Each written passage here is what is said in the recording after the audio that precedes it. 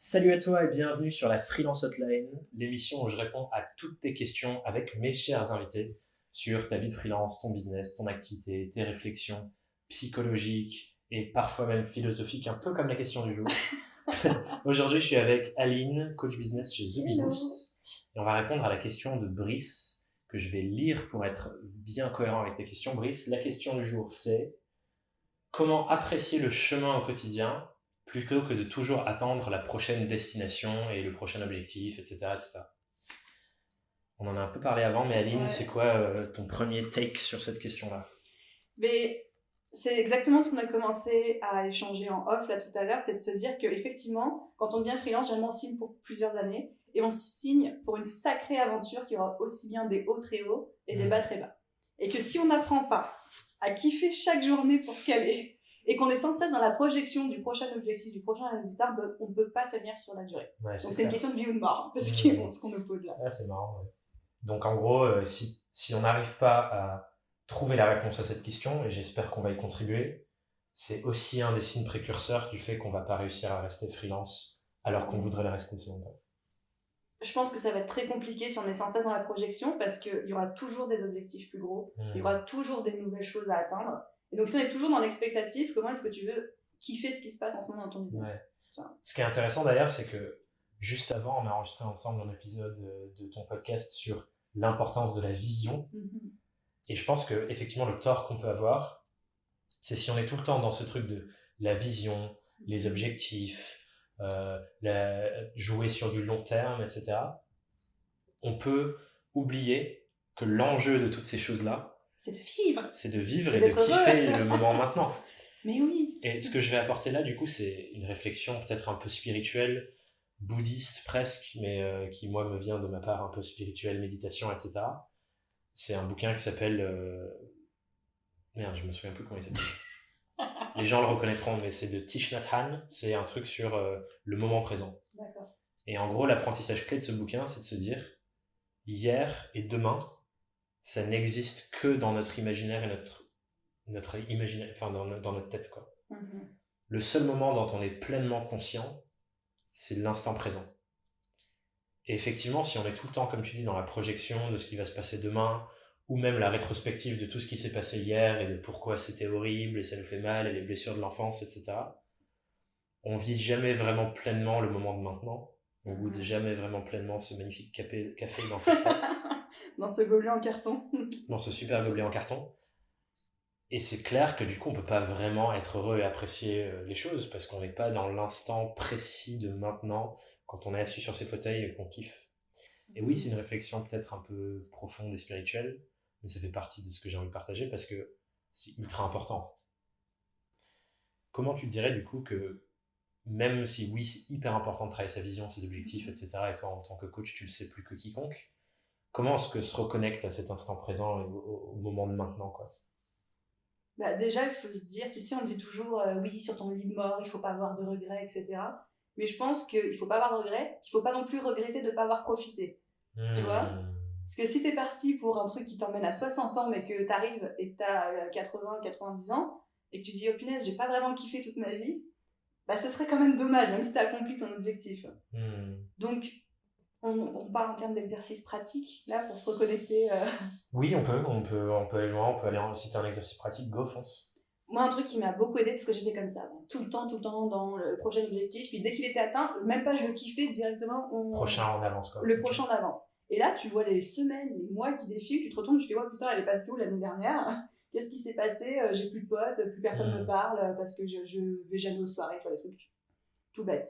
Moi, ce qui m'a beaucoup aidé, c'est tous les matins, et je fais encore, je me pose 5 minutes avant de faire n'importe quoi d'autre dans ma journée, et j'écris les 10 choses pour lesquelles j'ai posé la gratitude le jour J. Ah, génial, c'est exactement ce que j'allais dire. Ah bah, je vais piquer ton idée. Moi, je le fais pas le matin, je le fais avec mes potes et avec les gens. Ouais. Et là, on est en train de réfléchir à un nouveau mode de vie que j'espère je pourrai partager un moment. Mais en gros, la réflexion, c'est tous les soirs, que tu fasses tout seul ou avec des gens. Nous, on fait genre au dîner, on fait un tour de table. Et chacun partage 3 gratitudes de la journée qui vient de se dérouler. Et je suis entièrement d'accord avec toi, quand tu partages ce genre de truc, tu te connectes à en quoi ta vie elle est déjà incroyable. Exactement. Et les premières fois, c'est dur par contre. Je l'ai fait faire à des potes, là, qui sont pas dans nos courants là de dev perso et de coaching. Et c'était dur pour eux. Ils n'arrivaient pas à se dire pourquoi dans leur journée, ils avaient de la gratitude. Et on l'a fait plusieurs jours de suite parce que j'étais chez eux à ce moment-là.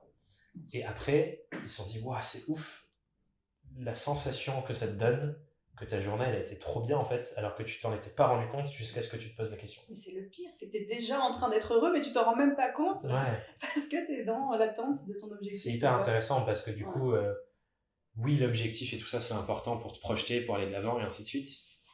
Mais quoi qu'il arrive, peu importe où on en est, il y a des choses dans notre vie qui sont déjà incroyables. Et de se rendre compte de ça tous les jours avec cet exercice des gratitudes, par exemple. Et je kiffe que tu en fasses 10 au lieu de 3 pour vraiment aller loin. Il y a une part radicale de moi à qui ça parle, qui aime les bons gros, les bons gros challenges et les gros passages à l'action. Quand on se connecte à ça tous les jours, bien sûr que tu kiffes même la galère que c'est de refaire ton site, d'appeler des clients, etc. Parce que tu vois à quel point tous les jours c'est dingue. Tu vois, moi par exemple, récemment, pour ceux qui suivent ma newsletter, ils l'ont vu, l'histoire avec mon grand-père, je te racontais et avant qu'on commence notre épisode et sa mort. Le lendemain de ça, j'étais en train de réfléchir justement à quelles sont les gratitudes que j'ai par rapport à ce truc que je vis pour changer mon histoire dessus. Et je me disais, j'ai énormément de gratitude d'avoir été freelance, d'avoir pu lâcher ma semaine et passer du temps avec lui sur ces derniers moments. Si j'avais pas été freelance, ça aurait peut-être pas été possible parce que j'ai un boss qui X, Y me dit qu'il faut que je sois à tel endroit autre, ou j'ai un projet que je peux pas abandonner avec mon patron. Et là, comme j'étais indépendant et que j'ai construit une vie qui me permet de faire ça, je pouvais lâcher ma semaine et tous les trucs et annuler tout pour être avec lui jusqu'à la fin. Et je me suis dit, putain, ça, et même là, je le ressens, tellement de gratitude pour ça, quoi. Et quand tu fais ça, même les moments difficiles du quotidien, j'ai l'impression que tu peux les transformer pour plus kiffer et apprécier même les choses difficiles, quoi. Ça me parle beaucoup parce que c'est vrai que je te l'ai pas dit, mais moi, mon propre grand-père, qui était aussi mon parrain, quand il est mort, j'ai pas pu aller à son enterrement à cause de ça. Et je crois que c'est quelque chose, je le porterai toujours sur la conscience parce que même si ma famille a été très compréhensive, j'ai pas eu de remarques, moi je me sens coupable par rapport à ça et j'aurais aimé avoir tous ces éléments et de me dire ok, je lâche tout et j'y vais, quoi. Bah ouais. Oula, on est allé profond, quoi. Ouais, et bim. Bon, Brice, désolé pour tout ça, mais je sais que tu apprécies ce genre de contenu. Donc j'espère que ça contribue à la réponse à tes questions. Prendre la gratitude au quotidien. Et se rendre compte qu'on est déjà heureux, en fait. On est déjà heureux, c'est clair. Et puis les jours où on n'est pas assez heureux, se forcer à voir aussi ce qui est positif, c'est ce qui est très fort dans cet exercice, pour justement pas rentrer dans une spirale négative, mais obliger son cerveau à se concentrer sur ce qui va bien et avoir le bon mood pour la journée qui est. Ça, c'est un autre truc aussi que je trouve hyper intéressant. Je sais plus exactement comment il s'appelle, mais je crois que c'est le biais de validation, qui est un truc sur la connaissance du cerveau et les recherches en neurosciences ou en trucs cognitifs. C'est un exemple qui va parler aux gens qui nous regardent ou nous écoutent là, c'est quand on vous parle d'un truc que vous avez jamais vu ou entendu auparavant, juste après, vous allez le voir partout. Comme un film ou une affiche, un truc comme ça. Et je trouve que l'exercice de la gratitude, c'est la même chose, c'est qu'on entraîne notre cerveau et nous-mêmes à voir dans le monde les choses pour lesquelles on a de la gratitude. Et donc, on entraîne notre cerveau à voir davantage les choses qui nous rendent heureux, qu'on a déjà, que les choses qui nous rendent malheureux, qu'on a aussi. Et c'est juste une question de perspective, en fait. Exactement. Est-ce que je mets mon focus et mon attention sur les trucs qui sont géniaux et pour lesquels j'ai déjà de la gratitude, ou sur ce qui me manque, et donc je cours toujours après mes objectifs. Et je cours après ce qui me manque. Et du coup, après ce qui me manque, et du coup, je suis dans le manque, et je suis dans le fait que mon quotidien, il n'est pas encore bien, parce que je vais chercher d'autres trucs. Donc clairement, ça reboucle aussi sur rien que le fonctionnement de notre cerveau, de se concentrer sur les choses qui créent cette boucle de gratitude. Et je m'en rends compte, moi, à force de faire cet exercice de gratitude. Mais ça devient un réflexe et ça devient hyper puissant. Et je pourrais faire des listes de centaines, en fait. Mais grave. Tu vois, genre, au début, trouver 3, c'est ultra dur. Et tu fais ce truc de tour de table et tu dis, oh, je sais pas, et tout. Et là, maintenant, quand on le fait avec nos potes, parce qu'on le fait tout le temps, enfin, avec mes potes, quand je le fais tout le temps, on pourrait parler pendant toute la nuit. Juste à faire des tours de gratitude et des tours de gratitude et des tours de gratitude. Parce qu'on se rend compte et on incarne à quel point notre vie, elle est déjà folle, quoi. Puis tu peux avoir de la gratitude, ne serait-ce que pour ton café que tu bois le matin. Ouais, bien sûr. Ça va pas être des trucs de fou. C'est clair, quoi. commencer par les petites choses. Mais oui. J'ai trop de gratitude pour le sourire de cette personne qui m'a fait dans la rue parce que c'était le bon moment pour moi. J'ai de la gratitude pour le message que m'a envoyé ma copine ou ma mère parce que c'était cool. J'ai de la gratitude pour le nouveau projet sur lequel on me fait confiance, pour cet appart, pour le fait d'avoir de l'eau potable. Enfin, il y a plein de trucs quoi, qui font qu'on est déjà dans un endroit où on est bien. Exactement. Ok, trop bien. Il y a d'autres clés. On a encore 10 minutes pour répondre à Brice sur ça. Ouais, je veux juste pousser ce principe de gratitude encore un peu plus loin. Vas-y. Quand on maîtrise l'aspect de base de trouver le positif dans sa vie, on peut commencer à s'entraîner sur trouver la gratitude pour un truc négatif. Grave.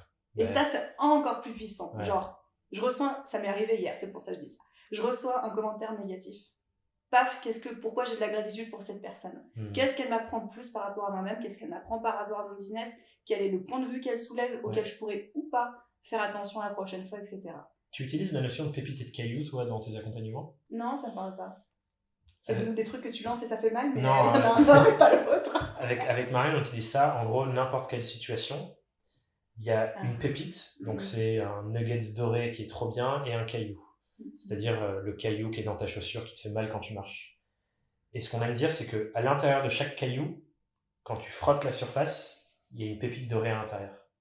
Et le travail que tu dis de faire là, ce travail-là, c'est de se dire, dans tout caillou, donc tout truc un peu négatif qui te bloque, te fait chier, te frustre, te freine, il y a toujours un cadeau derrière. Il y a toujours une pépite à l'intérieur. Et ce travail-là d'identifier la pépite dans le caillou, donc le truc positif dedans et à l'intérieur du truc négatif ou derrière, c'est un vrai travail qui fait qu'effectivement, t'entraînes ton état d'esprit et ta capacité à transformer même les trucs les plus durs en une bonne nouvelle. Et la question, je pense que c'est important de l'intégrer à ce moment-là, c'est pas de dire, tu vois, pas mon exemple personnel avec la mort de mon père et de mon grand-père, foncièrement, c'est pas bien que mon père et mon grand-père soient morts. Factuellement, c'est pas une bonne nouvelle. Mais maintenant que c'est arrivé, et ça c'est une réflexion un peu philosophie stoïcienne, j'ai pas le contrôle sur le fait que ce soit arrivé. Et comme j'ai pas le contrôle, c'est mieux pour moi de voir comment c'est une bonne nouvelle et de voir comment ça peut me servir et comment je peux l'utiliser comme moteur, que pendant le reste de ma vie de me dire c'est injuste, ça aurait pas dû se passer, c'est pas bien, je peux pas avancer, c'est injuste, j'ai déjà dit c'est injuste, doublement injuste.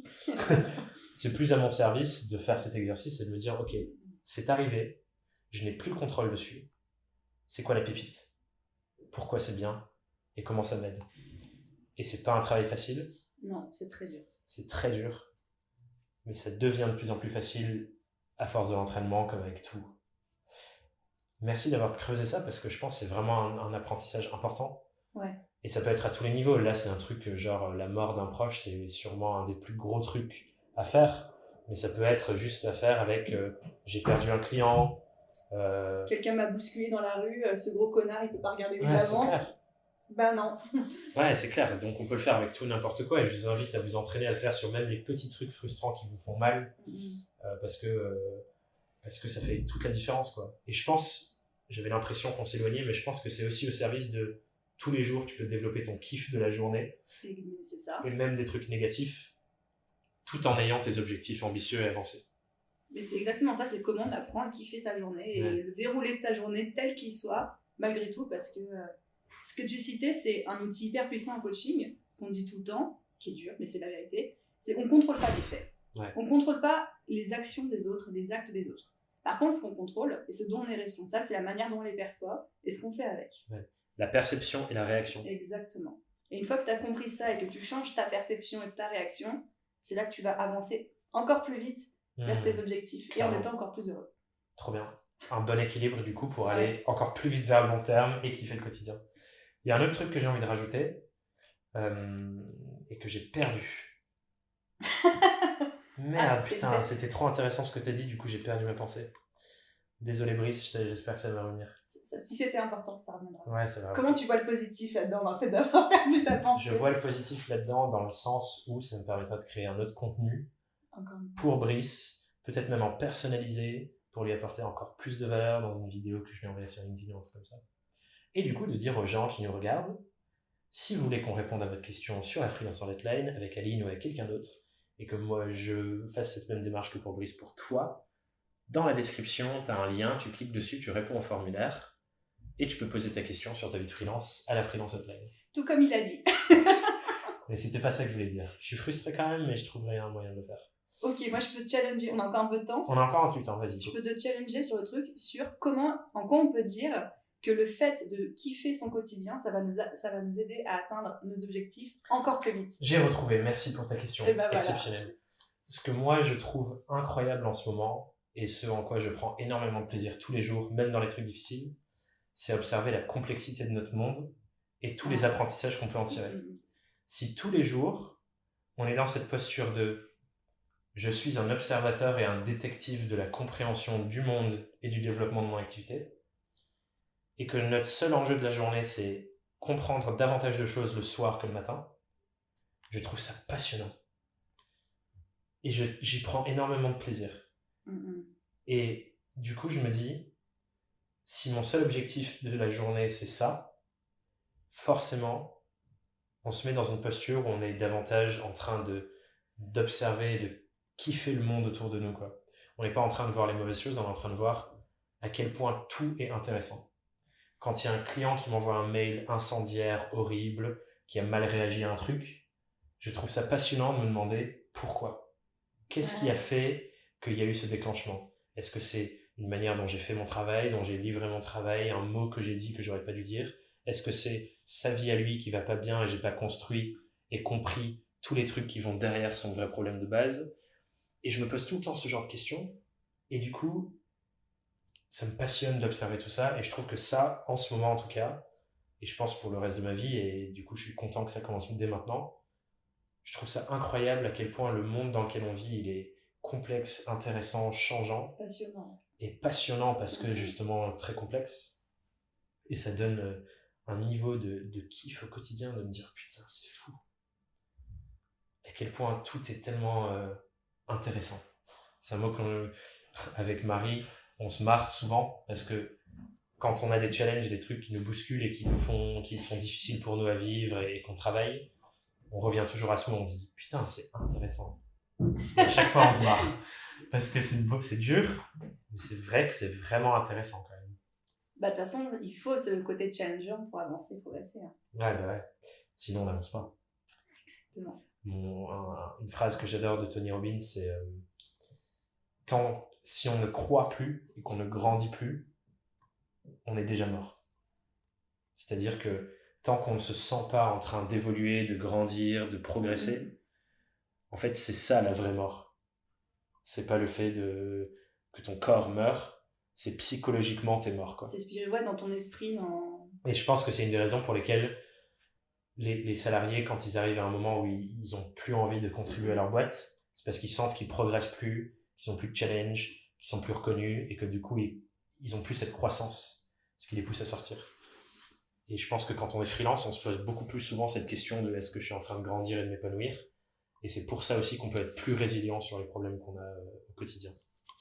Et donc, du coup, c'est les challenges que tu vas rencontrer au quotidien pour reconnecter avec la question de Brice, qui vont faire que tu vas être vivant et que tu vas te sentir vivant et que tu vas te sentir heureux. Donc, le kiff du quotidien, c'est presque d'avoir des challenges pour plus kiffer le quotidien parce que tu grandis et tu te dépasses. Et je rajouterais même que plus tu vas kiffer ton quotidien, moi je suis une grande fan de la loi de l'attraction, plus tu vas te concentrer sur le positif, plus tu vas attirer tes objectifs et du positif à toi rapidement. Donc plus tu vas te forcer avec la gratitude, avec tout ce qu'on a évoqué jusqu'ici, à te concentrer sur le positif et à être heureux, plus tu vas l'être. Je pense qu'on a apporté pas mal de clés pour la question de Brice et les gens qui nous écoutent. Merci beaucoup Aline pour ta participation à la Freelance Hotline. Et comme je le disais, si toi aussi tu as une question à nous poser, ça se passe dans la description, remplis le formulaire et je me ferai un plaisir, avec Aline ou quelqu'un d'autre, de créer une nouvelle vidéo pour la Freelance Hotline pour te répondre. Je te souhaite une super journée, on avance ensemble, on continue, c'est parti, go. Bonne journée. Bye bye.